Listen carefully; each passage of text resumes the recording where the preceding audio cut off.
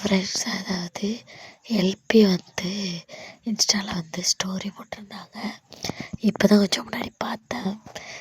அதாவது என்னன்னா 2025 எப்படி போணுச்சு, நான் பாசம் வைக்க நீசம் வைக்க எல்லோரும் எனக்கு ஆப்பு வைக்க ஒரே ஜாலியாக தாங்க போங்க அப்படின்னு சொல்லி போட்டிருந்தாங்க.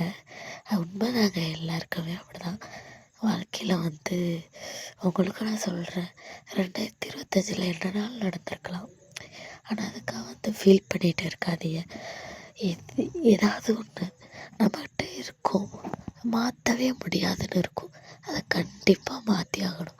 என்கிட்ட வந்து அதிகமாக கோபம், சத்தமாக பேசுகிறது அதிகமாக இருக்கும். அதை குறைச்சிக்கணும்னு நினச்சிருக்கேன். இந்த 2026 நீங்கள் அப்படி ஏதாவது ஒன்று வந்து மாற்றணும்னு நினைங்க.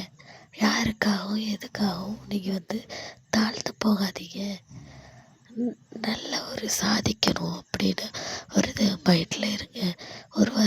ஒரு வருஷத்தில் நம்ம வந்து இவ்வளோ நல்லது பண்ணியிருக்கோம், இப்படியெல்லாம் இருந்திருக்கோம் அப்படின்னு பெருமைப்படுற அளவுக்கு நம்ம அப்படியே பெருமையாக வாழணும். உலகம் 1000 சொல்லும், ஆனால் அடுத்தவங்களுக்காக என்றைக்குமே வாழக்கூடாது.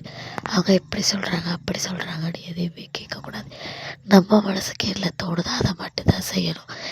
இந்த புது வருஷம் என்னோடய சப்ஸ்கிரைபர்ஸ், அதாவது என்னோடய தங்கச்சி எல்லோரும், அக்கா தங்கச்சி எல்லாருக்குமே இந்த வருஷம் ஹாப்பியாக போகணும், நல்லா இருக்கணும்னு சொல்லிவிட்டு அந்த கடவுளை நான் வேண்டிக்கிறேன். என் ஃபேமிலியும் நல்லா இருக்கணும், நீங்களும் வேண்டிக்கோங்க. அதாவது இதையே ஃபாலோ பண்ண எல்லோரும். ஓகே ஃப்ரெண்ட்ஸ், இதேமாரி அப்டேட்ஸ்க்கு நம்ம சேனலை சப்ஸ்கிரைப் பண்ணி வச்சுக்கோங்க.